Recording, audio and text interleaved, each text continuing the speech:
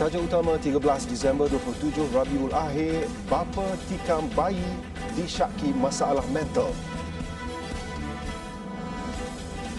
Juga 70% rakyat Malaysia bakal terima vaksin.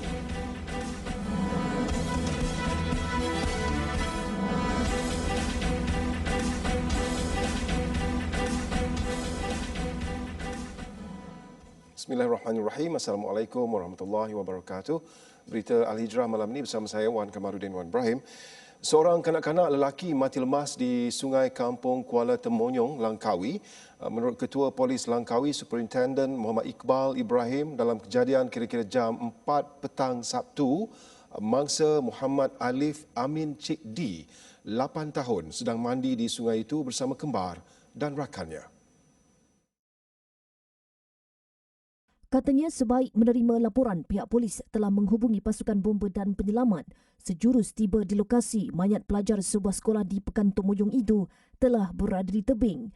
Jelas Superintendent Muhammad Iqbal, kejadian disedari seorang pekerja membuat jalan berhampiran sungai itu dan bertindak terjun ke sungai menyelamatkan mangsa. Namun sebaik berjaya membawa mangsa ke tebing, mangsa sudah tidak sedarkan diri. Mayat mangsa kemudian dihantar ke Hospital Sultanah Malihah untuk bedah siasat. Kes diklasifikasikan sebagai mati mengejut. Bayi perempuan 20 bulan yang parah ditikam bapa di Puchong Permai, Subang Jaya selamat menjalani pembedahan. Dalam kejadian jam 4 petang semalam, mangsa ditikam bapanya yang dipercayai kurang siuman di rumah mereka. Timbalan Ketua Pengarah Kesihatan Perubatan Kementerian Kesihatan Datuk Dr. Rohaizat Yon berkata, mangsa dibawa ke Jabatan Kecemasan Hospital Serdang semalam. Pesakit kemudian dirujuk ke Hospital Tunku Azizah untuk menjalani pembedahan dan dalam keadaan stabil. KKM katanya akan terus membuat pemantauan rapi dan memberikan rawatan yang diperlukan. Suspek berusia 27 tahun dikatakan mengamuk secara tiba-tiba dan bertindak menikam anak perempuannya itu. Sepasukan polis yang menerima maklumat daripada ahli keluarga mangsa kemudiannya bergegas ke lokasi dan berjaya menahan suspek. Metafetamin seberat 2,118 kilogram bernilai hampir 106 juta ringgit dirampas. Ketua Pengarah Maritim Laksamana Datuk Muhammad Zubil Maksum berkata rampasan dibuat dekat perairan Pulau Pinang di kedudukan 5.3 Batu Nautika selatan Pulau Kendi, Teluk Kumbar pada Rabu. Muhammad Zubil berkata hasil pemeriksaan pihaknya menemui 130 guni mengandungi 1998 paket bungkusan teh Cina. Di dalamnya terdapat metafetamin dipercayai dibawa masuk dari Indonesia. Turut ditahan seorang lelaki bersama sebuah bot rekreasi warna putih dan biru berjalur kuning pada jam 11.30 pagi yang bertindak terjun ke laut bagi mengelak ditahan APMM. Siasatan mendapati lelaki itu berperanan mengambil dadah yang telah diisi dalam bot di kawasan perairan antarabangsa dan menerima upah RM10,000 bagi setiap perjalanan membawa masuk dadah-dadah tersebut. Tahu pertukarannya dibuat di laut yang saya tunjukkan tadi itu, tetapi pergerakan suspek itu dia mula daripada darat. Dia bawa bot kosong, biasa punya bot. Dengan ni bot itu dia tukarkan dengan bot yang diisi dengan metafetamin ni lah. Barulah dia hala ke darat balik. So that is number 3. Maknanya dadah yang ada ni mungkin sudah berada di pulau Pinang sendiri. Di Pinang inilah island. Tetapi cuma yang kita tengah siasat lanjut bagaimana dadah ni boleh masuk ke Pulau Pinang sendiri. Katanya lelaki itu mengaku ini bukan kali pertama dia membawa masuk dadah itu. Sebaliknya kali ketiga dengan 2 kali pada bulan Oktober serta November membabitkan sebanyak 1,000 kilogram pelbagai jenis dadah. Semua dadah yang dirampas itu dipercayai dibawa masuk ke negara ini sebelum diagihkan kepada rangkaian sindiket, termasuk diseludup semula ke negara jiran iaitu Thailand kerana harga pasaran di sana lebih mahal, iaitu 3 kali ganda berbanding harga di Malaysia. Rampasan dadah ini adalah terbesar sepanjang 13 tahun APMM beroperasi serta pihak berkuasa termasuk polis sepanjang tahun ini. Lelaki itu direman 7 hari bagi membantu siasatan di bawah Seksyen 39B Akta Dadah Berbahaya. Kerajaan bercadang untuk meningkatkan jumlah pembelian vaksin COVID-19 kepada 60 hingga 70% populasi penduduk bagi menampung keperluan imunisasi rakyat berbanding hanya 30% sebelum ini. Perdana Menteri Tan Sri Muhyiddin Yassin berkata langkah itu sebagai usaha memastikan kesihatan rakyat terus terjamin sekaligus memutuskan rantaian penularan COVID-19. Tan Sri Muhyiddin Yassin berkata beliau juga telah mengarahkan supaya vaksin berkenaan yang dijangka tiba di negara ini pada Mac hadapan dapat dihantar dengan lebih awal. Di Malaysia, kita sudah dapat 30%. Saya sudah arahkan pada Menteri Kesihatan, Datuk Dr. Adham bersama dengan Saudara Khairi Jamaluddin, Menteri Mosti untuk ronding supaya dapat tambah daripada 30% naik kepada 60 ataupun 70%. Ini dinasihatkan oleh pihak Kementerian Kesihatan mungkin setakat hari ini kalau dapat ditingkatkan ke sejumlah itu maka adalah lebih terjamin rakyat kita daripada menghadapi virus COVID-19 ini. Beliau berkata demikian ketika merasmikan sambutan Hari Deepavali peringkat Dewan Undangan Negeri Dun Gambir di Dewan Union di Sagil Tangkak siang tadi. Katanya penambahan vaksin hingga 70% itu juga dinasihat dan disarankan Kementerian Kesihatan. Jelasnya, Menteri Kesihatan Datuk Seri Dr. Adham Baba dan Menteri Sains, Teknologi dan Inovasi Khairi Jamaluddin Abu Bakar juga akan mengadakan rundingan segera bagi mempercepatkan bekalan berkenaan. Katanya, mengambil contoh beberapa negara lain yang membeli vaksin COVID-19 dengan jumlah lebih banyak daripada peratusan rakyat, pembelian 30% yang dicadangkan sebelum ini tidak memadai. Lebih-lebih lagi melihat kepada trend peningkatan COVID-19 di beberapa negeri yang masih lagi tinggi seperti di Selangor, Negeri Sembilan dan Johor. Dalam pada itu ujarnya kerajaan juga bercadang untuk membuka lebih banyak hospital sementara bagi menempatkan pesakit COVID-19. Sebelum ini, Khairi Jamaluddin berkata masalah rantaian bekalan vaksin yang dialami syarikat farmaseutical Pfizer tidak akan memberi kesan kepada perolehan pelalian COVID-19 untuk Malaysia. Katanya, masalah berkenaan hanya akan memberi kesan kepada proses penyediaan bekalan kepada negara berkaitan bagi tahun ini.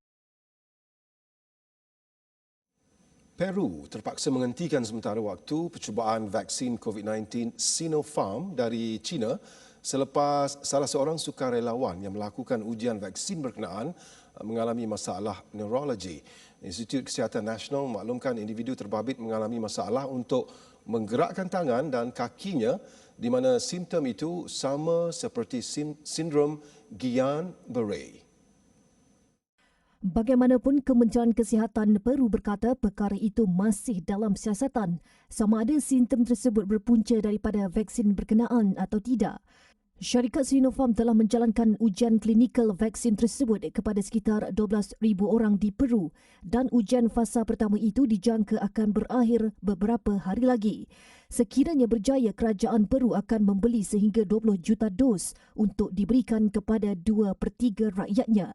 Selain Peru, 60,000 sukarelawan di seluruh dunia telah melakukan ujian vaksin Sinopharm termasuk sukarelawan di Argentina, Rusia dan Arab Saudi. Jumlah kematian akibat COVID-19 seluruh dunia melebihi angka 1.6 juta dan menurut data Johns Hopkins University, jumlah kematian meningkat pada 1,600,807 dengan jumlah kumulatif kes positif di seluruh dunia melebihi 71.4 juta kes. Amerika Syarikat kekal sebagai negara yang paling teruk dilanda dengan 15,939,022 kes dan 296,656 kematian, menyumbang lebih daripada 18% daripada jumlah kematian dunia.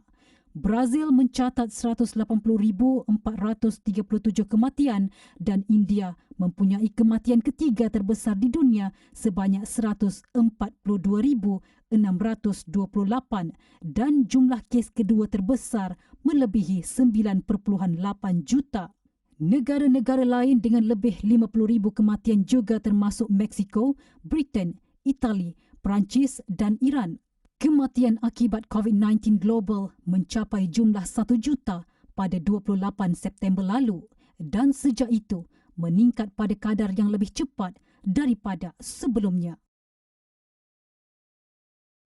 Penyelidik dari Itali dan Kanada mendapati COVID-19 mula menular di Itali seawal November 2019.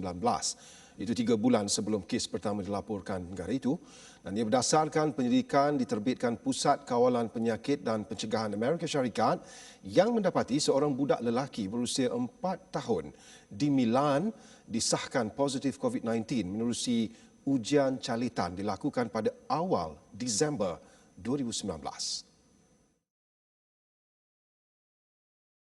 Kanak-kanak terbabit yang tidak mempunyai sejarah melancong menghidap demam dan sakit tekak pada 21 November 2019 sebelum dimasukkan ke Jabatan Kecemasan kerana mengalami masalah pernafasan dan muntah.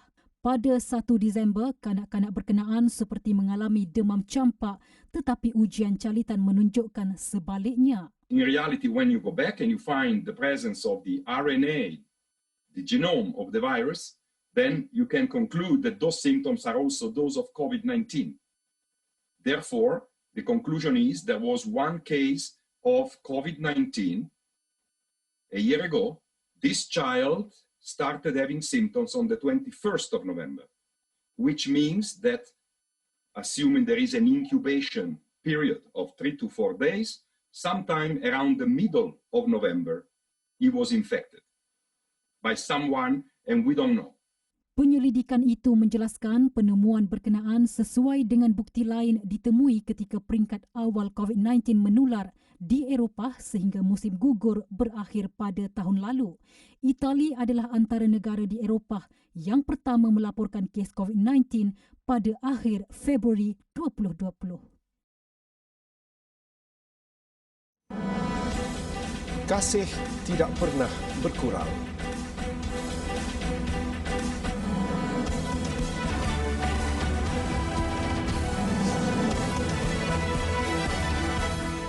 Pelayaran laman sesawang lucah Pornhub dilihat meningkat 3 kali ganda sejak pelaksanaan Perintah Kawalan Pergerakan PKP 18 Mac lalu.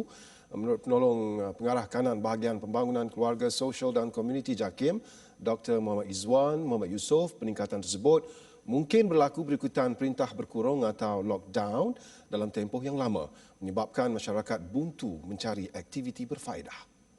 Ketika berlaku pandemik ini, mereka yang melayari laman porno ataupun yang disebut sebagai porn web ternyata meningkat hampir 2-3 kali ganda. Mungkin kerana mereka tidak dapat keluar dan mungkin kerana ada line connection yang bagus, internet di rumah. Jadi di situlah mereka cuba meluangkan masa lapang mereka. Sedangkan kalau mereka berada di luar, mungkin banyak lagi perkara-perkara yang benefit, yang berfaedah yang mereka boleh lakukan.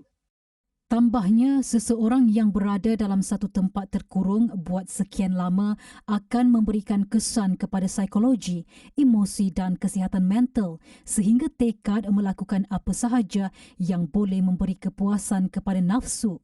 Justru, beliau menyeru agar masyarakat membina daya kawalan diri yang baik supaya boleh menilai perkara yang betul atau salah mengikut perkara yang memberi manfaat dan meninggalkan perkara yang memberi kemudaratan. Beliau menyatakan perkara tersebut dalam Majlis E-Convention Nusantara Sukarelawan Sosial 2020 yang membahaskan pendekatan baru bagi peranan sukarelawan dalam menangani isu-isu sosial yang kian meningkat secara drastik kini. Majlis E-Convention yang dijalankan dalam Zoom meeting telah dirasmikan Menteri di Jabatan Perdana Menteri Datuk Dr. Zulkifli Muhammad Al-Bakri. E-Convention itu disertai sukarelawan daripada 3 buah negara iaitu Indonesia, Singapura dan Malaysia.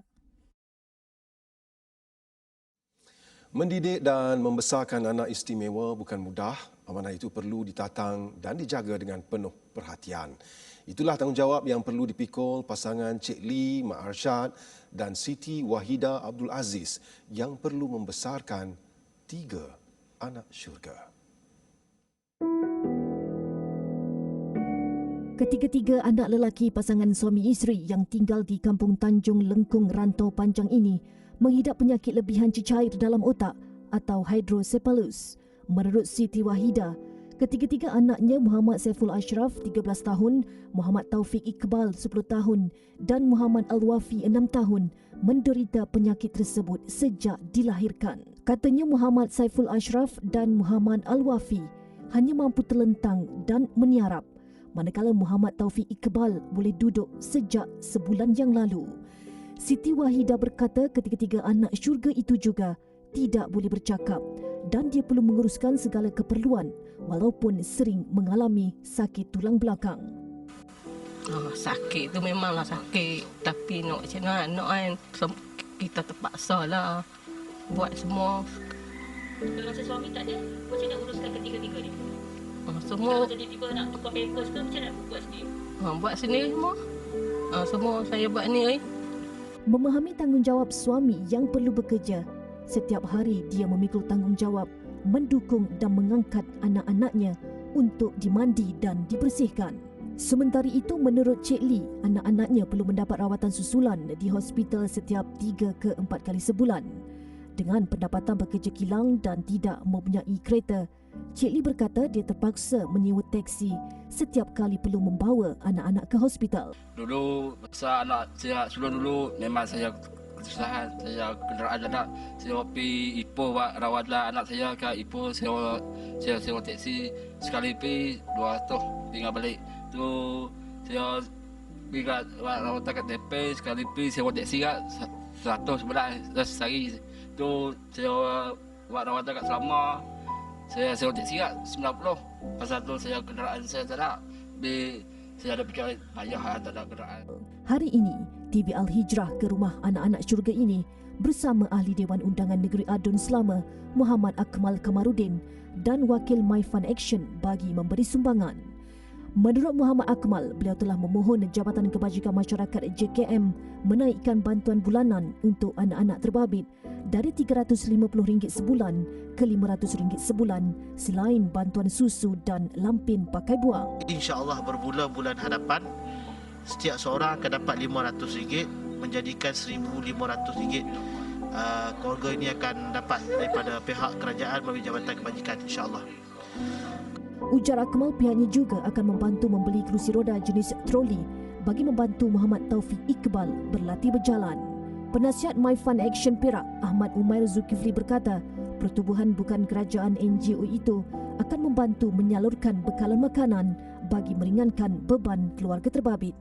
Untuk kes-kes yang macam ni, biasanya kami ada sediakan kotak rezeki umat yang dalam tu ada barang bantuan macam food box. Dalam tu ada bantuan makanan selama lebih kurang sebulan untuk satu keluarga, beras, lepas tu ada makanan ready to eat dan barang-barang lain lah. Bagi mereka yang ingin membantu anak-anak syurga ini, sumbangan boleh disalurkan ke akaun Bank Simpanan Nasional Siti Wahida bernombor 0822 1290 0015 2084 atau hubungi talian 013 945 8226.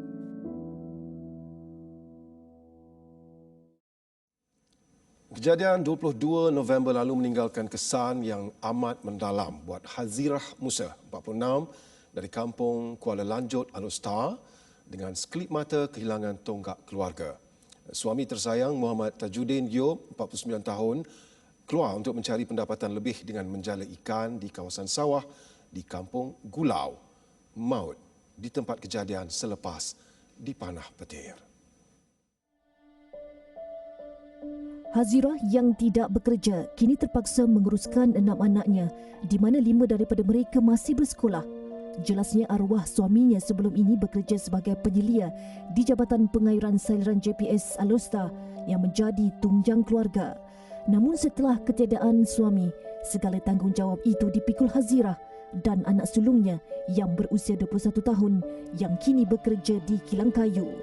Bertambah sedih dan pilu apabila teringat pesanan terakhir suaminya sebelum keluar rumah supaya menjaga anak-anak dengan baik.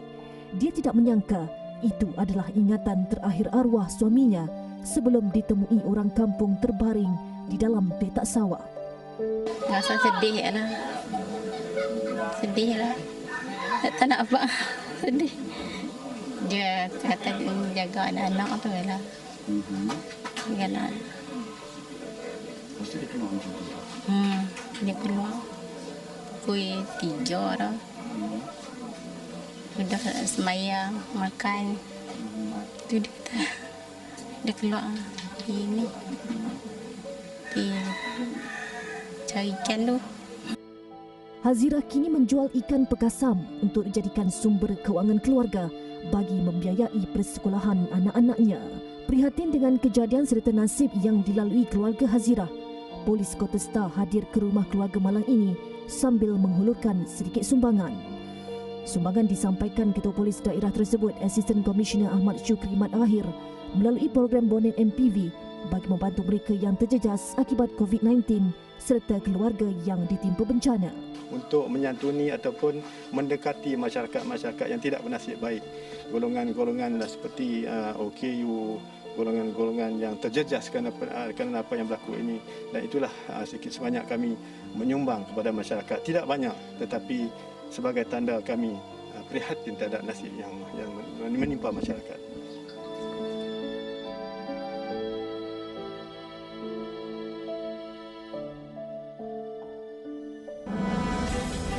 Abadikan hari bahagia dengan PPE.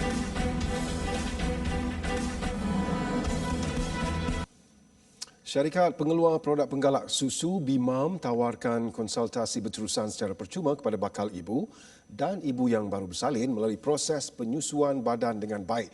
Eksekutif Pemasaran Charlize Azila Suzayani Ismail berkata pihaknya terdiri daripada pegawai terlatih dan mendapat bimbingan terus daripada doktor perbidanan tentang proses penyusuan tersebut. Tambahnya, pihak mereka turut menyertai banyak program seperti program laktasi kebangsaan untuk menambah pengetahuan dalam bidang tersebut mengikut piawaian dan kesesuaian yang ditetapkan doktor. Okey, memang kita akui banyak milk booster dekat luar sana, tapi BIMAM ni satu-satunya milk booster yang akan bagi free guide dan consultation daripada HQ sendiri, di mana tim-tim HQ ni diorang dah dapat didikan mengenai penyusuan supaya dapat membantu ibu-ibu dekat luar sana, terutamanya yang dapatkan BIMAM lah. Okey, tak adalah lepas dia amalkan BIMAM tu kita terus tinggal, no, sebab kita akan bagi free guide dan consultation. Kita detect balik punca dia and then kita cuba cari jalan penyelesaian mengikut punca dia supaya ibu-ibu ni dapat capai proses penyusuan tu sampai 2 tahun. Jelasnya, pihak mereka bukan sekadar menjual produk tetapi memberi bimbingan dan mengikut setiap perkembangan pelanggan dari mereka hamil sehingga 2 tahun pertama kelahiran. Setakat tahun ini, BIMAM berjaya membantu lebih 50,000 ibu sepanjang 3 tahun berada di pasaran. Tambahnya, produk BIMAM ini sesuai untuk semua wanita hamil kerana kandungannya yang terdiri daripada makanan berkhasiat dan makanan-makanan lakto yang berfungsi membantu meningkatkan susu ibu. Mereka yang ingin mendapatkan produk dan konsultasi percuma daripada BIMAM, hubungi Ibu Pejabat di talian 016-462-4341 atau 010-240-7849 atau layari laman web www.bimammilkbooster.com. Di India, pasangan pengantin sanggup memakai kelengkapan perlindungan diri PPE untuk melangsungkan perkahwinan. Keputusan itu dibuat Syam Sharma selepas bakal isterinya Ankita disahkan positif COVID-19 beberapa jam sebelum majlis. Dan ia adalah peristiwa kali pertama berlaku di negara berkenaan. Upacara perkahwinan tersebut berlangsung di perkarangan pusat kuarantin COVID-19 di Rajasthan Situasi itu amat berbeza sebelum ini di mana pasangan tidak mengenakan pakaian tradisional, malah pederi juga turut memakai PPE. Majlis yang mendapat kebenaran pusat kesihatan itu bagaimanapun hanya boleh dihadiri 4 orang sahaja. Dalam parti itu, pegawai kesihatan tempatan memaklumkan pengantin lelaki dan wanita akan ditempatkan di lokasi tertentu, namun siasatan berbeza selepas sah bergelar suami isteri. Setakat semalam, India merekodkan kematian ketiga terbesar di dunia iaitu 142,628 orang serta jumlah kes positif kedua terbesar melebihi 9.8 juta kes. Sekolah menengah kerajaan di Katsina, Nigeria dikejutkan dengan serangan sekumpulan lelaki bersenjata lewat petang semalam. Dalam insiden berkenaan, polis turut mengesahkan kira-kira 400 pelajar diculik bagi menuntut wang tebusan.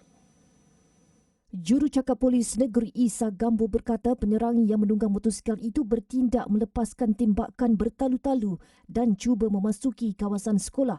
Ketika pertempuran berlaku dengan polis dan tentera, terdapat sekumpulan lagi penyerang yang memasuki kawasan sekolah dan bertindak menculik pelajar. Kejadian itu turut disaksikan ibu bapa dan orang ramai yang mendakwa terdapat pelajar yang dilarikan penyerang terbabit. Situasi menjadi huru-hara dan sebilangan pelajar sempat melarikan diri. Operasi menjejaki pelajar yang hilang yang dijalankan dan jumlah yang maut belum diketahui. Luangkan masa sejenak, renunglah nasib sebahagian daripada kita yang cukup menderita akibat pandemik COVID-19. Sama-samalah kita rasa keperitan hidup mereka yang tua, kanak-kanak, bayi dan yang cacat serta uzur. Hulurkan sedikit daripada rezeki untuk meringankan sedikit beban mereka. Sedekah pencetus barakah.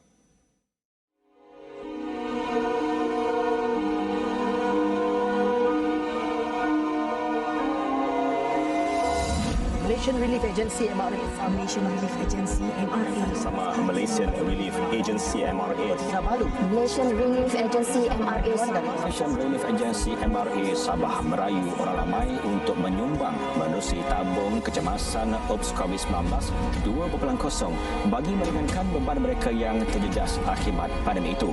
Hasil sumbangan untuk membantu mereka yang kehilangan sumber pendapatan, pekerjaan dan aset. Sekian berita Al-Hijrah. Jangan lupa menonton Globe Al-Hijrah 8.45 malam bersama Khadizah Faisal. Saya Wan Kamarudin Wan Ibrahim. Assalamualaikum warahmatullahi wabarakatuh.